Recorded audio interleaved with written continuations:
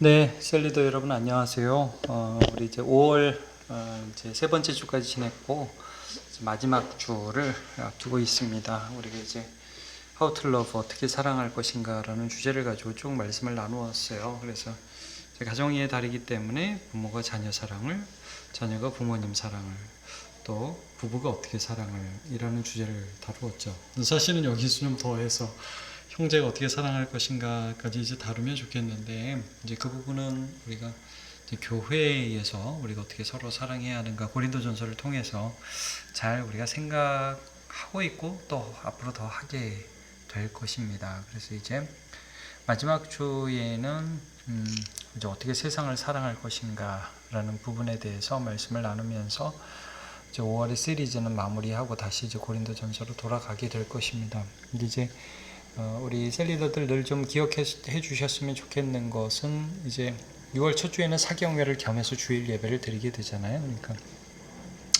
우리가 이제 사경회를 하는데 이제 금토 주일 하는데 셀리더 여러분들께서 좀 늘 기도하면서 준비해 주시고 셀원들이 참여할 수 있도록 같이 기도해 주시고 참 저는 요즘에 이제 목회하면서 그런 걸 참 많이 느껴요.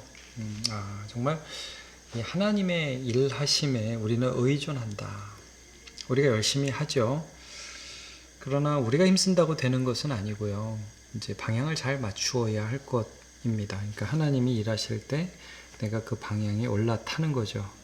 그 물결 위에 우리가 이제 같이 마치 파도 타듯이 그 하나님의 거대한 역사의 흐름에 우리가 같이 승선하는 것입니다.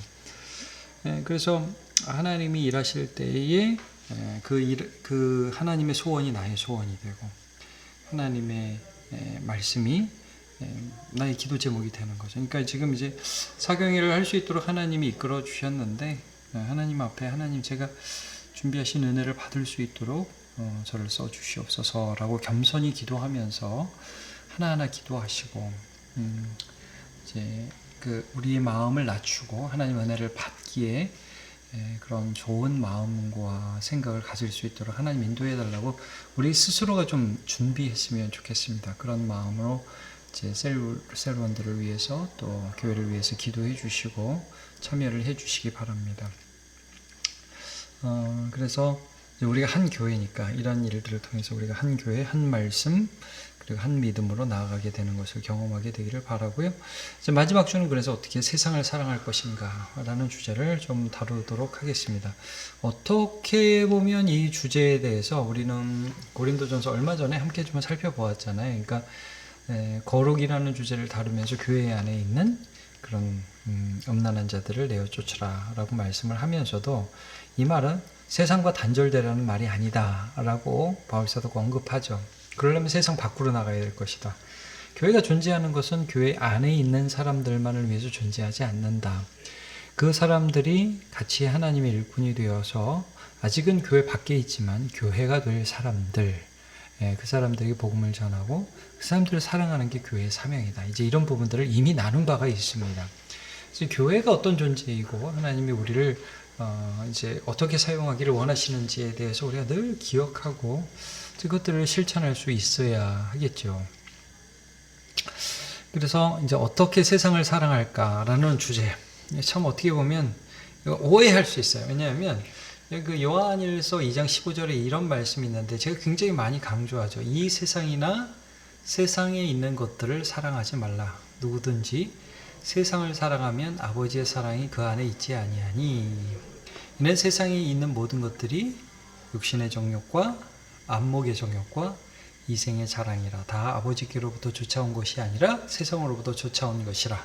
이 세상도 그 정욕도 지나가되 오직 아버지의 뜻을 행하는 자는 영원히 거하느니라.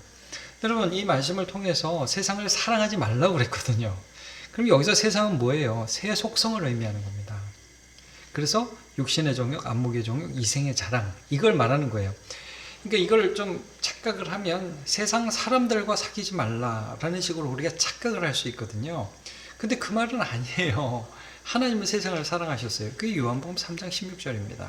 하나님이 세상을 이처럼 사랑하사 독생자를 주셨으니 이는 누구든지 그를 믿는 자마다 영생을 얻게 하려 하심이라.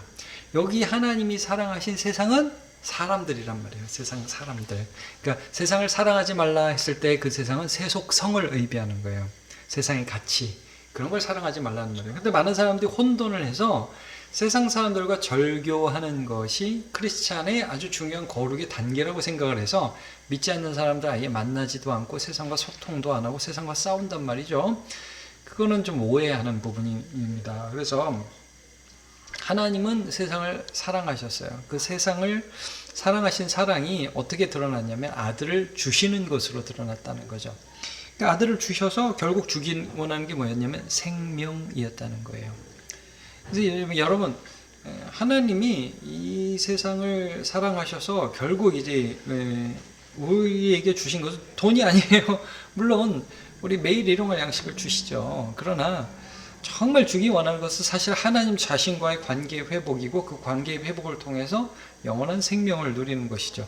죄 때문에 하나님을 떠난 인간, 보호자가 없고 그래서 서로를 미워하며 내가 내 인생 책임져야 하는 가련한 인생들에게 하나님께서 하신 일은 아들을 보내셔서 하나님을 보여주시고 하나님의 마음을 펼쳐 보여주셔서 사람들로 하여금 하나님을 알고 믿도록 길을 열어주신 거예요. 이게 하나님이 하신 사랑이에요. 그래서 그 사랑 때문에 저와 여러분도 예수를 믿게 되었죠. 그러니까 하나님이 세상을 이처럼 사랑하사 할 때 그 세상에 우리도 들어있는 거예요.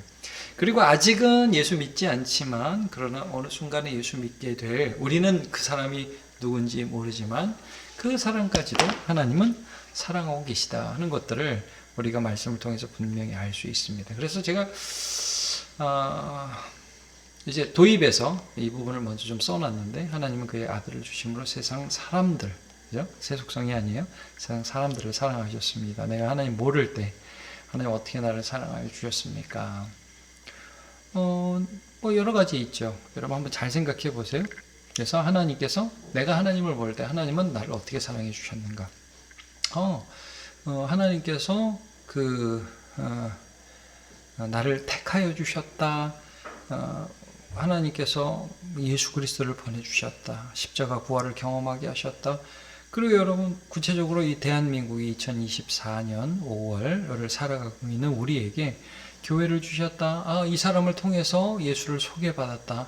그리고 지금도 복음을 듣게 하시고 살아가게 하신다. 그러니까 하나님의 사랑, 나를 향한 그 사랑, 이 사랑을 우리가 한번 좀 먼저 나누어 보죠. 그러면서 그 사랑은 우리끼리만 딱 갖고 있는 게 아니라는 거예요.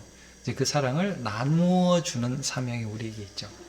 그래서 이제 아마 다음 주에, 아마는 아니고 4가지 정도로 제가 하나님의 사랑들에 대해서, 하나님이 어떻게 세상을 사랑하시고 또 우리가 그 하나님의 마음을 어떻게 세상을 사랑할 수 있을까, 어떻게라는 부분에 대해서 한 4가지 정도를 말씀할 거예요.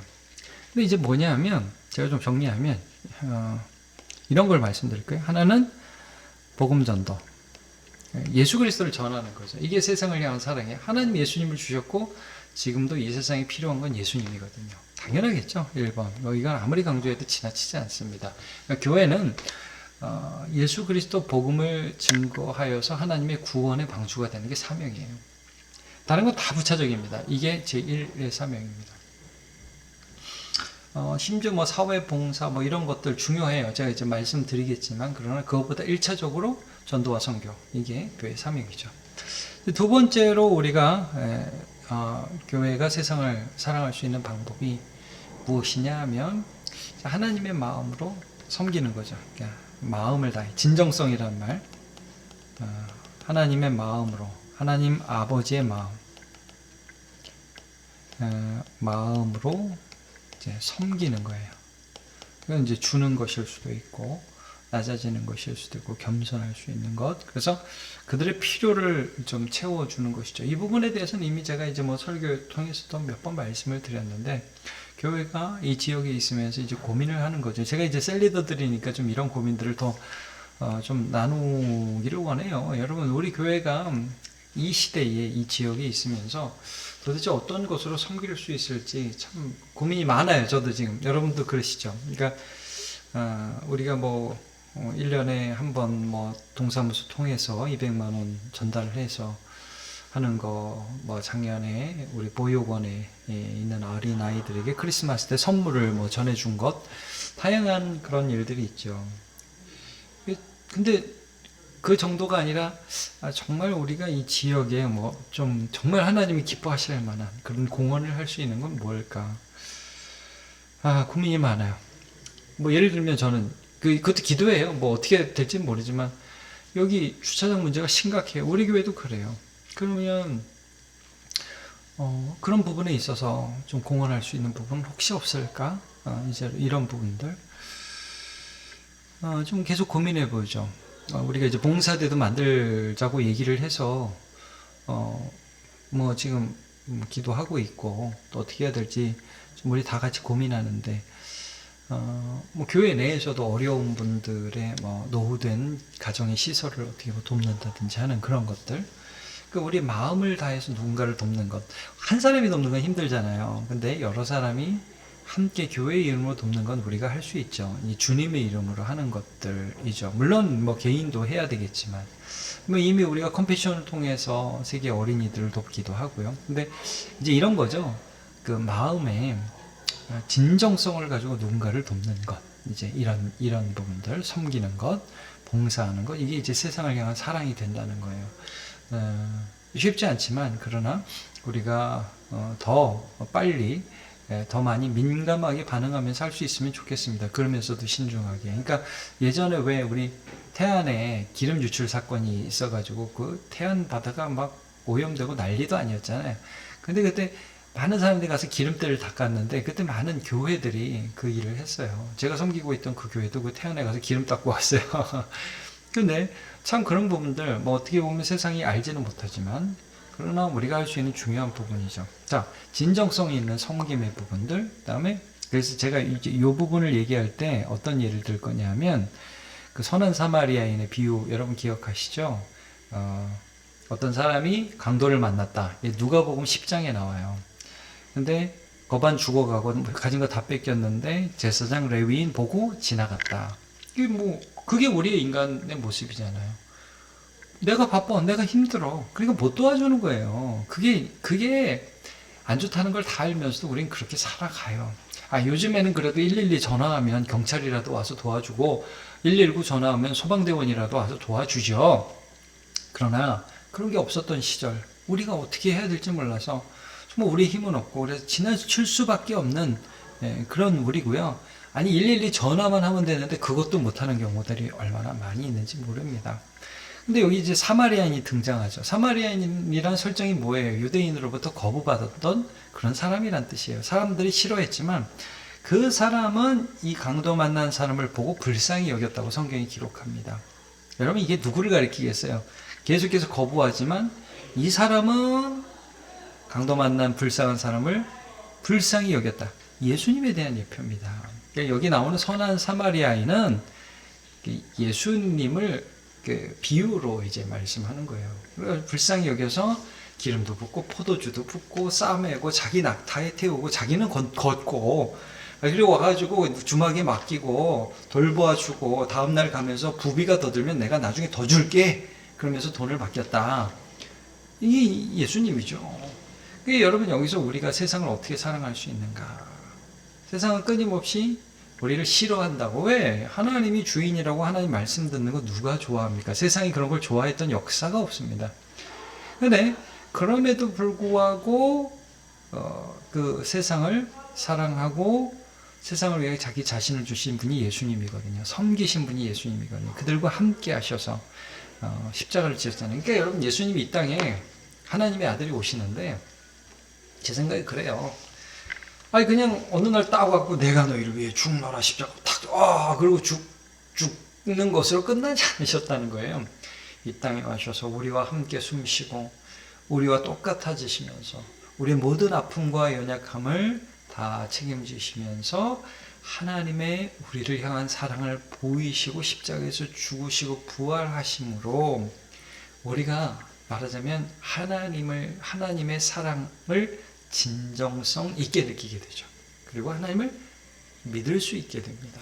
마찬가지예요. 우리가 세상의 빛, 소금이라고 그러면 이 세상 가운데에 똑같이 세상하고 싸우는 존재가 아니라 그들 가운데 함께 살면서 하나님 마음으로 사는 거예요. 이게 이제 사랑하면서 살 수 있는 거죠.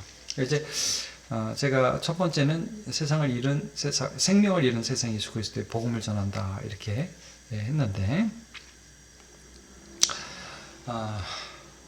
마태복음 18장에 그 말씀이 나오거든요. 아이고 9절에서 9절에 10절이죠 당연히.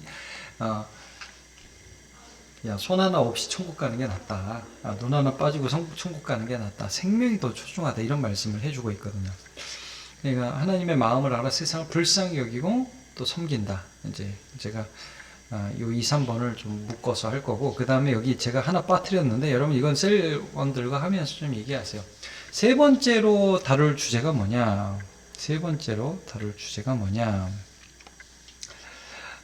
이런 겁니다. 우리가 하는 일, 이제 뭐 직업이 될 수도 있고 학교면 학생이 될 수도 있고요. 또 뭐 아내면 아내, 남편이면 남편, 부모면 부모. 그러니까 지금 우리가 하고 있는 그 자리에서의 그 일 있죠. 우리 일을 통해서 세상을 사랑할 수 있습니다. 에베소서에 보면 이런 말씀이 있어요. 관계에 대해서 쭉 말씀하면서 상전들아 이제 종들에게 위협을 그치라. 막 협박하고 그러지 말아라.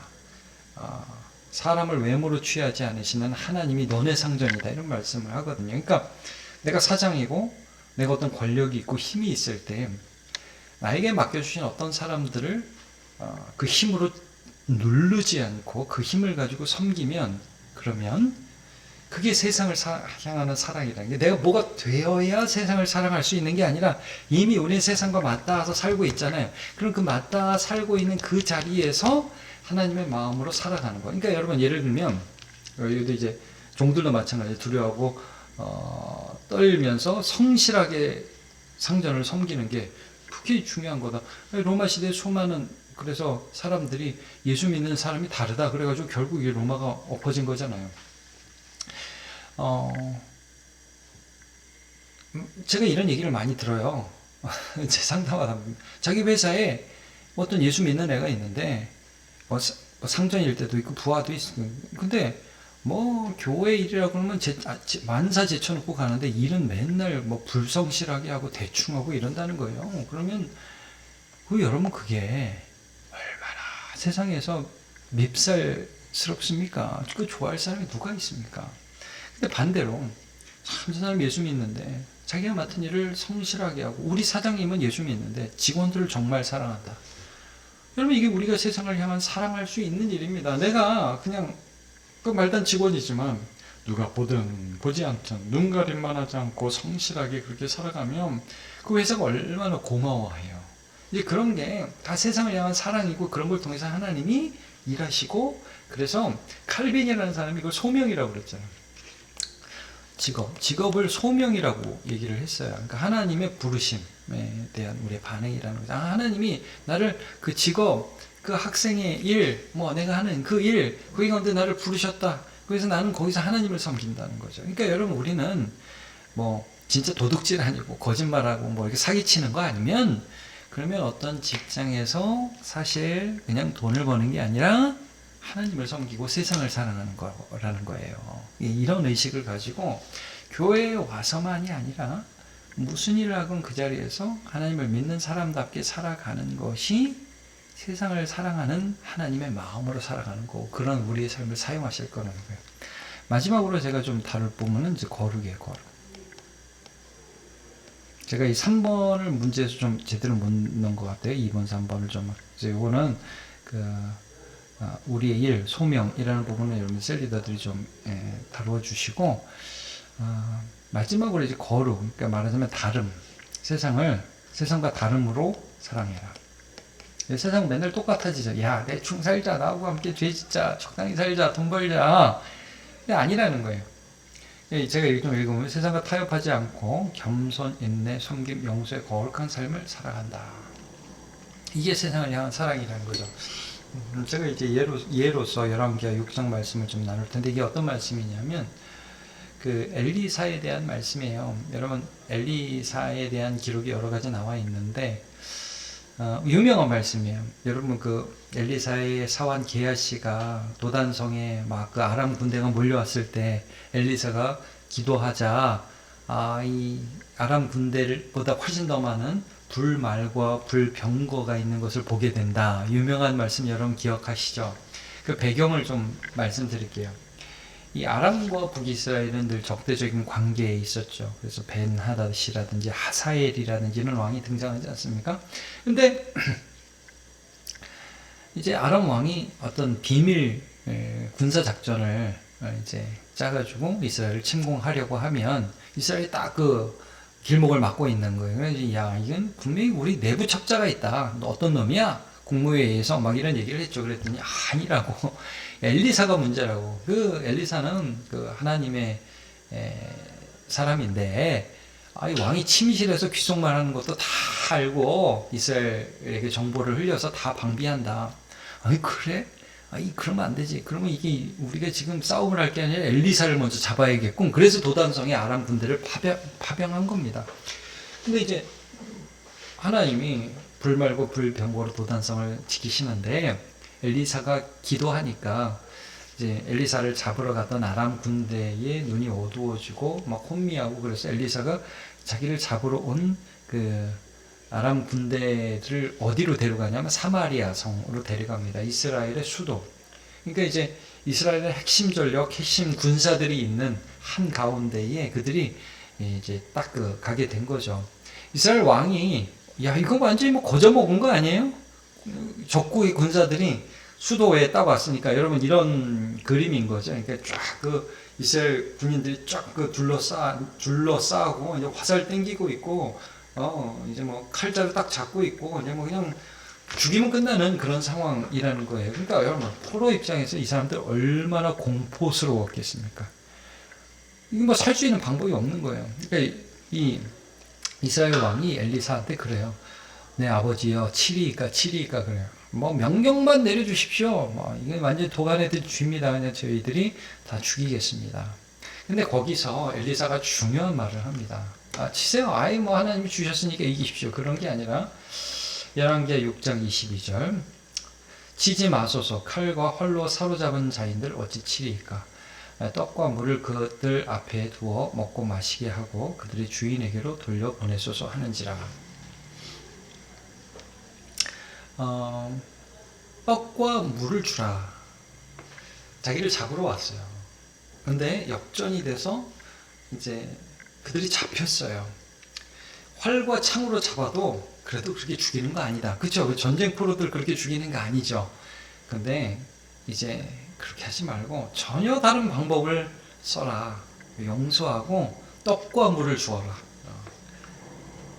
여러분 얼마나 황당하겠어요. 고대 전쟁에서 이런 일이 있을 수 있을까요? 그래가지고 23절에 보면 왕이 위하여 음식을 많이 베풀고 그들이 먹고 마시며 놓아보니 그들이 그들의 주인에게로 돌아가니라. 여러분 기분이 어땠을까요? 나를 죽일 수 있는 사람이 나를 죽이지 않고 용서하고 오히려 먹을 것을 준다. 그리고 자유예요. 돌아가세요. 다시 공격할 수 있을까요? 이렇게 기록해요. 이로부터 아람 군사의 부대가 다시는 이스라엘 땅으로 들어오지 못하니라 라는 말씀이 나옵니다. 그러니까 여러분 용서는 세상을 바꿔요. 이제 교회가 한동안 어떤 실수를 했냐면 세상보다 더 높아져야 된다. 세상보다 더 힘을 길러야 한다. 이런 생각을 많이 가지고 있었어요.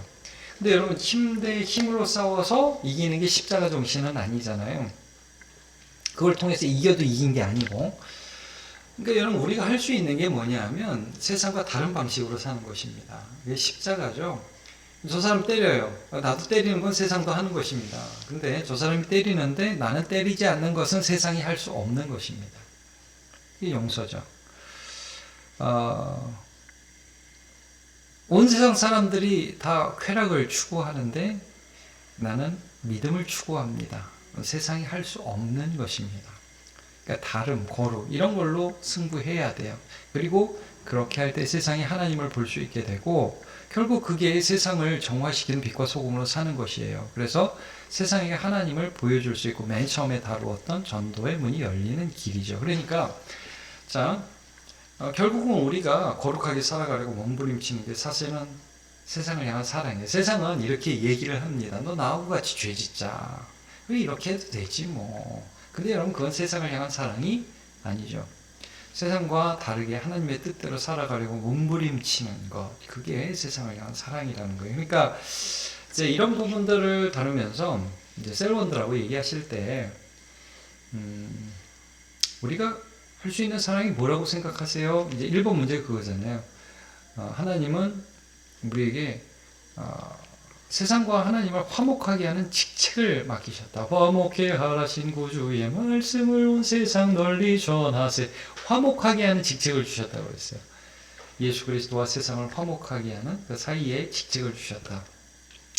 자, 내가 세상을 사랑할 수 있는 구체적인 방법, 우리가 세상을 사랑할 수 있는 구체적인 방법이 무엇인지를 한번 생각해 보시면 좋겠습니다. 그래서 1번에 관해서는, 전도에 대해서는 내가 전도할 사람이 누가 있고 나는 어떻게 하고 있는지 잠깐 나눠보시면 좋겠죠. 전도 대상이 없고 기도도 안 한다, 이건 좀 문제가 있습니다. 그건 하나님이 우리를 이 세상에 살려두신 목표와 의미들을 잊어버리는 것이죠.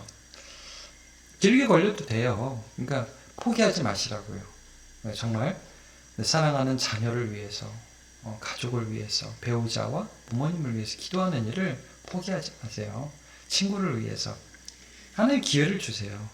그리고 마음을 열어주세요. 기도하는 것부터 늘 시작하시라고. 그래서 이런 부분들이 있는가. 두 번째, 하나님의 마음을 알아 세상을 불쌍히 여기고 내게 있는 것을 기꺼이 내어준다. 이제 사마리아인 예수님의 그 비유적인 인물이죠. 그가 그랬던 것처럼 세상 사람들을 보면 짜증이 나죠. 불쌍히 여겨지기보다. 근데 하나님의 마음을 가지면 불쌍히 여기는 마음을 가질 수 있습니다. 그래서 그 사람에게 우리가 무엇을 줄 수 있을지 생각하면서 사랑하는 것이 필요합니다.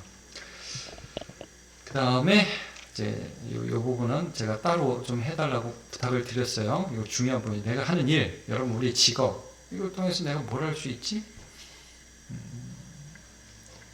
쉽지 않은 부분이지만 꾸준하게 진실하게 하나님의 뜻을 따라 살아갈 수 있는 게 뭘까? 그런 방법이 뭘까? 그걸 고민하면서 좀, 나는 이런 일들을 해요. 나는 뭐 학생이에요. 나는 이런 직장을 다니고 있어요. 거기서 하나님의 뜻을 따라 사는 것은 이것이라고 생각해요. 이거 중요한 나눔입니다. 나누시기를 바라고. 그 다음에 거룩하게 살아. 근데 이 세상에서는 저한테 이런 걸 요구해요. 나는 이렇게 살고 싶어요. 이런 것들을 나누시기를 바래요. 그리고 이제 기타 또 있으면 나눠주시고. 두 번째, 두 번째 중요해요. 이제 설교의 내용 자체는 1번으로 마무리되지만 이제 두 번째로 우리가 좀 누구를 내게 붙여주신 세상은 누구지? 라는 질문에 대해서 한번 생각해 보는 거죠. 아직 예수님을 모르고 이해하지 못하지만 하나님께서 내게 사랑하라고 붙여주신 사랑의 대상, 세상 누군지 말해봅시다. 가족일 수가 이게죠. 제일 많아요, 가족이. 그리고 직장 동료, 뭐 동네 이웃, 학교 친구, 누가 될 수도 있죠. 그래서 이 부분을 꼭 한번 나눠보시길 바랍니다. 정리하면, 하나님은 세상을 사랑하여 그 아들을 주셨습니다. 세상 사람을 사랑하셨습니다. 예수님도 그래서 죄인들과 늘 식사하셨잖아요.